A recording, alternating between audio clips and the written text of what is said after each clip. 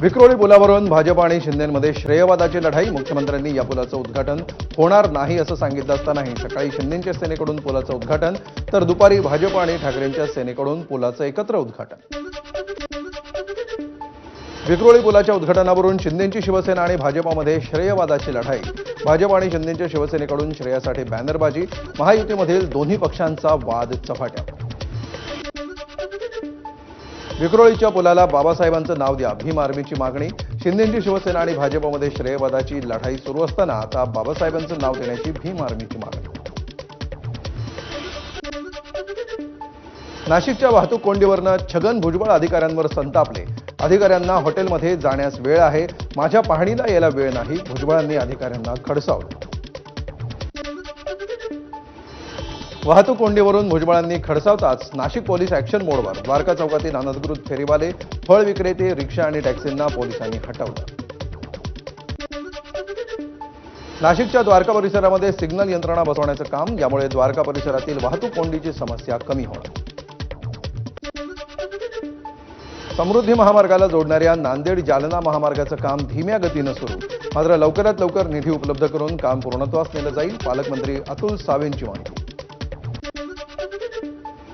कर्नाटक परिवहन महामंडळाच्या धर्तीवर महाराष्ट्र राज्य परिवहन महामंडळांतर्गत देखील 5 प्रादेशिक विभागांची निर्मिती, नियोजन आणि समन्वयासाठी महामंडळाचं काम मुंबई, नाशिक, नागपूर, पुणे आणि अमरावती या विभागातून चालणार.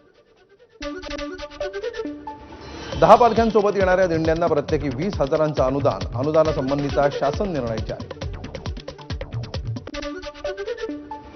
नीट यूजी 2025चा निकाल जाहीर. राजस्थानचा महेश कुमार 720 पैकी 686 मार्क्स मिळवून टॉपर, तर तिसरा रँक मिळवत क्रिशांक गांधी महाराष्ट्राचा टॉपर. मंत्री उदय सामंतांच्या विनंतीनंतर बच्चू कडूंचं अन्नत्याग आंदोलन तात्पुरतं स्थगित. मात्र सरकारनं विश्वासघात केल्यास मंत्र्यांच्या घरासमोर आंदोलन करणार, कडूंचा इशारा. बच्चू कडूंचं अन्नत्याग आंदोलन तात्पुरतं स्थगित. मात्र सरकारनं कर्जमाफीची तारीख 2 ऑक्टोबरपर्यंत सांगावी, अन्यथा मंत्रालयावर धडकणार, बच्चू कडूंचा सरकारला इशारा. आपल्या आंदोलनानं अजितदादांना कर्जमाफीवर बोलायला लावलं, हेच आपल्या आंदोलनाचं यश, बच्चू कडूंचं वक्तव्य. मंत्री उदय सामंतांनी दिली बच्चू कडूंच्या आंदोलनस्थळी भेट. कडूंच्या मागण्या लवकरात लवकर पूर्ण करण्याची जबाबदारी आमची. सामंतांचं आश्वासन. तर कर्जमाफीसाठी 15 दिवसामध्ये समिती स्थापन करण्याचीही घोषणा. शेतकऱ्यांची कर्जमाफी करू असं कोणतंही आश्वासन आम्ही जाहीरनाम्यामध्ये दिलं नव्हतं. मंत्री अतुल सावेंचं वक्तव्य. तर मुख्यमंत्री बच्चू कडूंच्या मागण्यांवर लवकरात लवकर मार्ग काढतील, सावेंना विश्वास. बच्चू कडूंना अमरावतीतील खासगी रुग्णालयामध्ये दाखल केलं. अन्नत्याग आंदोलनामुळे कडूंची तब्येत खालावली. रिम्स रुग्णालयामध्ये कडूंवर उपचार सुरू. बीडच्या अंबाजोगाईमध्ये प्रहार संघटनेचं लोटांगण आंदोलन. बच्चू कडूंना पाठिंबा देण्यासाठी महाविकास आघाडीच्या घटक पक्षांचा आंदोलनात सहभाग. पुण्यामध्ये अजित पवारांच्या कार्यक्रमामध्ये प्रहारच्या कार्यकर्त्यांचा गोंधळ. शेतकरी आणि दिव्यांगांच्या प्रश्नावरून कार्यकर्त्यांचं भर कार्यक्रमामध्ये अजित पवारांना सवाल करत घोषणाबाजी. पुण्यातील अजित पवार कार्यक्रम घेत असलेल्या सभागृहाबाहेर प्रहारच्या कार्यकर्त्यांचा ठिय्या. आंदोलक कार्यकर्त्यांची पोलिसांकडून धरपकड. टोकाच्या भूमिकेनं मार्ग निघत नाही, चर्चेतून मार्ग निघतो. पुण्यामध्ये प्रहारच्या कार्यकर्त्यांनी केलेल्या आंदोलनानंतर अजित पवारांची प्रतिक्रिया. आतापर्यंत शेतकऱ्यांसाठी कोट्यवधी दिल्याची ही प्रतिक्रिया. वाहतूक विभागाच्या बैठकीमध्ये उपमुख्यमंत्री अजित पवारांनी मेट्रोच्या अधिकाऱ्यांना खडसावलं.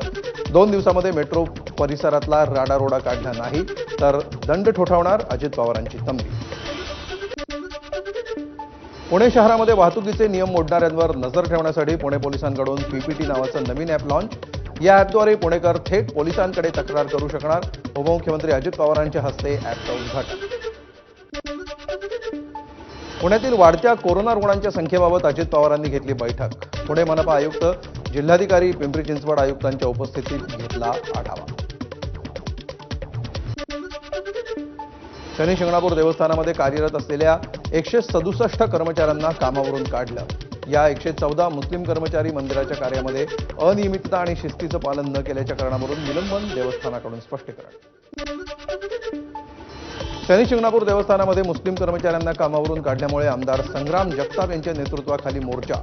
देवस्थाननं अशा कर्मचाऱ्यांना कामावर ठेवलंच का? शनी शिंगणापूरमध्ये हिंदू युवक नाहीत का, जगताप यांचा सवाल.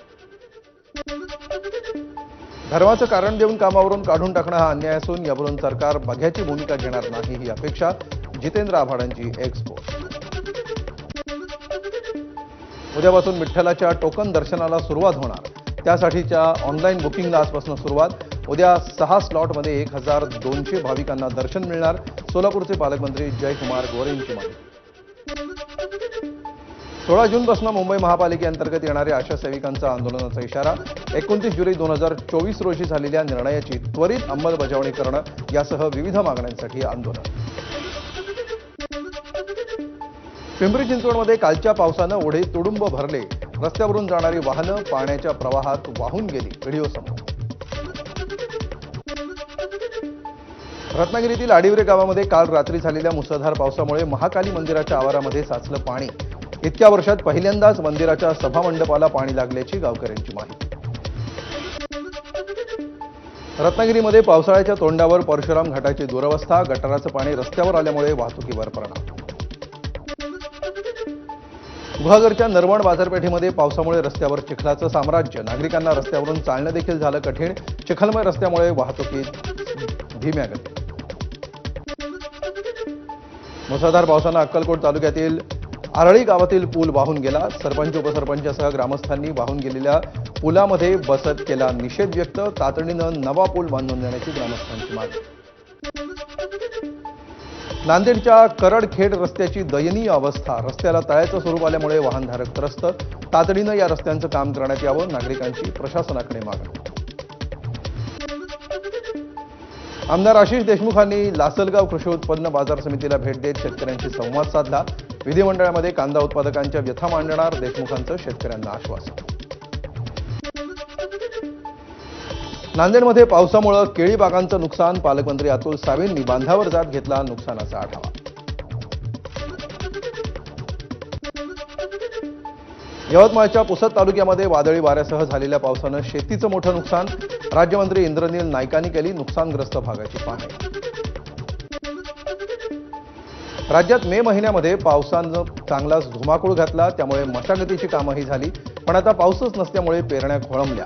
पश्चिम विदर्भासह बुलढाण्यातील शेतकरी आता पेरणी योग्य पावसाच्या प्रतीक्षेत. वर्ध्यामध्ये पाऊस नसतानाही शेतकऱ्यांकडून पेरणीची घाई. अनेक ठिकाणी कपाशी लागवडीला सुरुवात. यामुळे पाऊस न पडल्यास दुबार पेरणीचं संकट ओढवण्याची शक्यता.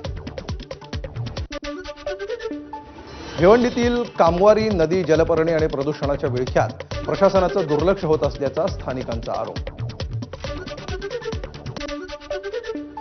अहमदाबाद विमान अपघाताप्रकरणी केंद्र सरकारकडून उच्चस्तरीय समितीची स्थापना. या समितीमध्ये केंद्रीय गृहसचिव, अध्यक्ष, विविध मंत्रालयांचे अधिकारी आणि तज्ज्ञांचा समावेश. पुढील 3 महिन्यामध्ये अहवाल सादर होणार. गुजरात इंडियन मेडिकल असोसिएशनचं टाटा सन्सच्या अध्यक्षांना पत्र. अपघातामध्ये मृत्यू झालेल्या प्रवाशांप्रमाणे जखमी विद्यार्थ्यांनाही आर्थिक मदत देण्याची IMAची मागणी. अहमदाबाद विमान अपघाताच्या घटनास्थळावरील मलबा हटवण्याचं काम युद्धपातळीवर सुरू. विमान अपघात होऊन 241 जणांचा झाला होता मृत्यू. अहमदाबाद विमान दुर्घटनेमध्ये आतापर्यंत 39 जणांचे DNA मॅच झाले. रिपोर्ट आल्यानंतर टप्प्याटप्प्यानं मृतदेह सोपवण्यात येणार. इराणनं इस्रायलवर डागली शेकडो क्षेपणास्त्र. 100 बॅलिस्टिक क्षेपणास्त्रांद्वारे इराणचे इस्रायलवर हल्ले. इराणकडून इस्रायलवर 100पेक्षा अधिक ड्रोननी हल्ले, तर जेरुसलेमवरही ड्रोन हल्ले केल्याची पुष्टी. या हल्ल्यांमुळे इस्रायल आणि जेरुसलेममध्ये नुकसान झालं असून नागरिकांमध्ये भीतीचं वातावरण. इराणनं डागलेल्या क्षेपणास्त्रांमुळे इस्रायलच्या अनेक शहरांमध्ये मोठं नुकसान. या हल्ल्यामध्ये इस्रायलचे 63 जण गंभीर जखमी झाल्याची माहिती. अनेक शहरांमध्ये भीतीचं वातावरण. इराणच्या ड्रोन माऱ्याला चोख प्रत्युत्तर देत काही ड्रोन पाडल्याचा इस्रायली लष्कराचा दावा. परिस्थिती पूर्णपणे नियंत्रणात असल्याची इस्रायलकडून माहिती. इस्रायलचा पुन्हा तेहरानवर हल्ला. काल रात्री अनेक स्फोटांचे आवाज, तर अनेक इमारतींजवळ धुराचे लोट उठले. राजधानीमध्ये भीतीचं वातावरण. दक्षिण आफ्रिका वर्ल्ड टेस्ट चॅम्पियन होण्याच्या मार्गावर. कांगारूंनी दिलेल्या 282 धावांच्या लक्ष्याचा पाठलाग करताना दक्षिण आफ्रिका आता अवघ्या काही धावा दूर. कर्णधार बमुमा शतकवीर एडन मार्क्रमची झुंजार खेळी.